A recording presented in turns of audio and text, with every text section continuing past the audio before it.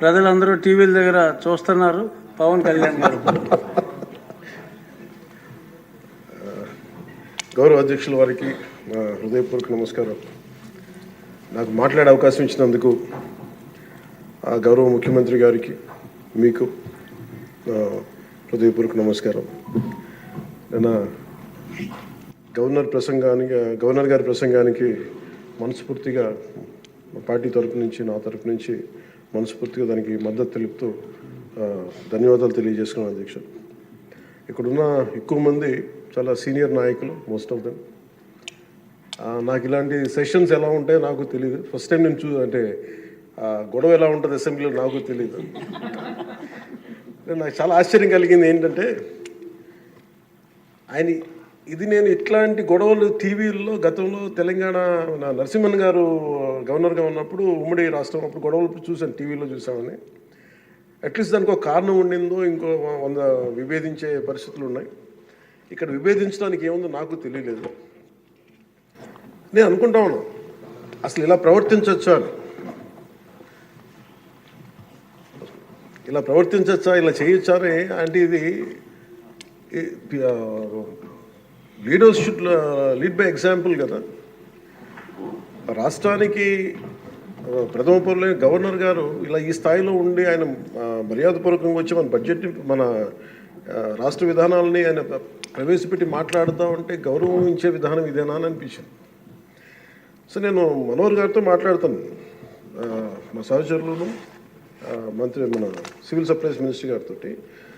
నా rule book మేమిద్దరు మాట్లాడుకుంటే rules of procedure and conduct of business in Andhra Pradesh legislative assembly ఏంటి సార్ ఇలాగే మాట్లాడేస్తారంటే దాంట్లో చూపించాను. చాప్టర్ 5లో when the house assembles under article 175 176 of the constitution, every member shall maintain the dignity and solemnity of the occasion before, during or after the governor's address and shall not obstruct or interrupt the address in any manner. Maintenance of dignity and solidity at governors address అనేది చాలా స్పష్టంగా ఈ rule బుక్లో ఉంటే మనమే రూల్స్ని implement చేయాల్సిన వాళ్ళం. వారికి సంఖ్యాబలం ఉందా లేదా పక్కన పెడితే every member of this house has a responsibility to follow the rules. మనమే కనుక రూల్స్ని బ్రేక్ చేస్తే ఇంక మన ప్రజలకి కానీ చూసే వాళ్ళకి ఏం చెప్తాం.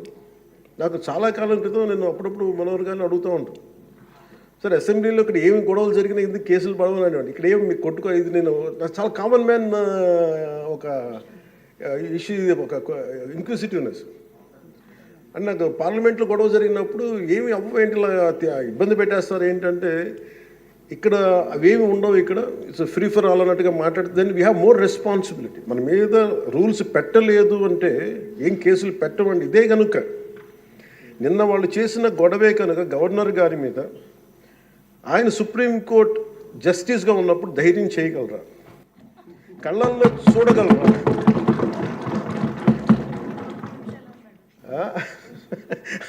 నాకు అది అనిపించింది.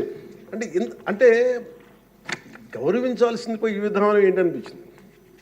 నిన్న టీవీ వాళ్ళని అడిగారు, మీరు వీళ్ళ వైసీపీ నాయకులు ఇలా మాట్లాడారు కదా, మీ ఇదేంటి అని. YCP synonym for ruckus. అంటే గొడవకు కానీ బూతులు కానీ వాళ్ళు పర్యాయ పదం అయిపోయారు. అంటే నిన్న చూసిన గొడవ జరిగిన తర్వాత నాకు నిజంగా అనిపించింది, గౌరవ ముఖ్యమంత్రి గారు అన్ని సంవత్సరాలు వాళ్ళు ఎలాగా వాళ్ళని తట్టుకొని నిలబడ్డారో ఆయనకి హ్యాట్స్ ఆఫ్ తెలియజేస్తాడు.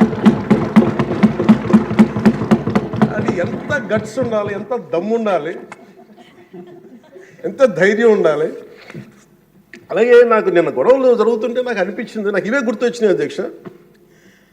వాళ్ళు ఎప్పుడైతే పేపర్లు విసిరేసి అక్కడ దాకా వచ్చారో నాకు గుర్తొచ్చింది వివేకానంద రెడ్డి గారి హత్య గుర్తొచ్చింది. అంటే వాళ్ళ విధ్వంస విధానం చూశారు. అలాగే ప్రజావేదికని కూల్చిన విధానాన్ని గుర్తొచ్చింది అధ్యక్ష. 200 పైచిలకు ఆలయాలని విధ్వంసం గుర్తొచ్చింది అధ్యక్ష. డాక్టర్ సుధాకర్ గారు చనిపోయిన విధానం గుర్తొచ్చింది అధ్యక్ష. జంగారెడ్డి కల్తీ సారాలో చనిపోయిన చావులు గుర్తొచ్చినాయి అధ్యక్ష. సుప్రీంకోర్టు జడ్జిలతో లెటర్ రాసిన విధానం గుర్తొచ్చింది అధ్యక్ష. వాళ్ళు చేసిన గొడవకి మన హైకోర్టు, ఆంధ్రప్రదేశ్ హైకోర్టు జడ్జెస్ని సోషల్ మీడియాలో బూతులు తిట్టిన విధానం గుర్తొచ్చింది అధ్యక్ష. సోషల్ మీడియా అబ్యూస్ గుర్తొచ్చింది అధ్యక్ష, పత్రికాధిపతులపై దాడులు వచ్చినాయి అధ్యక్ష, రివర్స్ టెండరింగ్ గుర్తొచ్చింది అధ్యక్ష, పాలసీ టెర్రరిజం గుర్తొచ్చింది అధ్యక్ష, స్వయాన మీ మీద జరిగిన టార్చరు, దాడులు, ఇబ్బంది పెట్టిన విధానం గుర్తొచ్చింది అధ్యక్ష, మడ అడవుల విధ్వంసం గుర్తొచ్చింది అధ్యక్ష, చంద్రబాబు గారిని 53 రోజులు జైల్లో పెట్టి ఇబ్బంది పెట్టిన విధానం గుర్తొచ్చింది అధ్యక్ష, అమరావతి రైతుల్ని దారుణంగా రక్తాలు వచ్చేలా కొట్టి కేసులు పెట్టింది గుర్తొచ్చింది అధ్యక్ష, తిరుపతి కల్తీ లడ్డులు గుర్తొచ్చినాయి అధ్యక్ష, అబ్యూస్ ఆన్ విమెన్ గుర్తొచ్చింది అధ్యక్ష. మన కళ్ళ ముందు వీళ్ళు విధ్వంసం తెలియజేస్తూ ఉన్నారు. వీళ్ళు ఈ స్థాయిలో ఇక్కడ ప్రవర్తిస్తే దానికి సంబంధించి బయట ఇట్లాంటి గొడవలు జరుగుతాయి అధ్యక్ష. ఇది మారాలి అని చెప్పి మనం మాట్లాడితే ప్రజలు మనకి ఈ రోజున ఇంత అత్యధిక బలంతో మనల్ని ఇక్కడ నుంచోబెట్టారు అధ్యక్ష, ఇక్కడ కూర్చోబెట్టారు మనందరినీ. దీనికి గౌరవ ముఖ్యమంత్రి గారు ప్రదేశాలు చెప్తూ ఉంటారు. అలాగే ఇది మినిమం గవర్నమెంట్, ఇది మన నరేంద్ర మోదీ గారు చెప్తారు, గౌరవ ప్రధానమంత్రి, minimum government and maximum governance అని. దాంట్లో భాగంగానే చాలా గ్రేట్ అడ్మినిస్ట్రేటివ్ రిఫార్మ్స్ పట్టుకొచ్చారు. ఈ రోజున వాట్సాప్ గవర్నెన్స్ కూడా ముందుకు తీసుకెళ్ళడానికి ఆయన అనుభవం. అంటే మేము ఈ ప్రభుత్వం చేస్తున్నది అధ్యక్ష, ఎక్కడా కూడా ప్రభుత్వం ప్రజలకి సామరస్యపూర్వకంగా ఉండాలి, ఎక్కువ సానుకూలంగా ఉండాలి, ఎక్కువ బాధ్యతలు పెట్టాలి, ఎక్కువ బరువు పెట్టకూడదు అనే విధంగా గౌరవ ముఖ్యమంత్రి గారి ఆధ్వర్యంలో నడుస్తూ ఉంది ప్రభుత్వం. మేమందరం ఆయనకి సహాయ సహకారాలు అందిస్తూ ఉన్నాం అధ్యక్ష. Governor his excellency Abdul Nazeer గారికి రాష్ట్ర ప్రభుత్వ అధిపతిగా గవర్నర్ హోదాలో శాసనసభను ఉద్దేశించి రాష్ట్ర అభివృద్ధి భవిష్యత్ నమూనాను దిశానిర్దేశం చేసినందుకు వారికి నా హృదయపూర్వక కృతజ్ఞతలు. అలాంటి ఉన్నతమైన వ్యక్తి ఇస్తున్న సందేశాన్ని చూసి వైసీపీ వాళ్ళు బాయ్కాట్ చేయడం చాలా దురదృష్టకరం. ఇలాంటి ఆయన చూస్తూ ఉన్నాను అధ్యక్ష, ఇట్లాంటి ఇబ్బంది పెట్టే సమయంలో కూడా ఆయనకు ఆరోగ్యం కూడా సరిగ్గా లేదు, జ్వరం వచ్చిన సమయంలో కూడా ఆయన ఎంత ఇబ్బంది పెడుతుంటే ఆయన చాలా సక్సెస్ఫుల్గా ఆయనకి ఇచ్చినందుకు మనస్ఫూర్తిగా వారికి నా ధన్యవాదాలు, నా కృతజ్ఞతలు తెలియజేస్తాను. చట్టసభలు దేవాలయాలు లాంటివి, రాజ్యాంగాన్ని పరిరక్షించేందుకు 5 కోట్ల ఆంధ్రప్రదేశ్ రాష్ట్ర ప్రజల భవిష్యత్తుని నిర్ణయించే వేదిక ఇది. అలాంటి సభను హుందాగా నడిపించాలని కూటమి ప్రభుత్వం అధికారులకు వచ్చిన రోజు నుంచి తరచుగా చెప్తూ గౌరవ ముఖ్యమంత్రి గారు పదే మా అందరికీ దిశానిర్దేశం చేస్తూ ఉంటారు.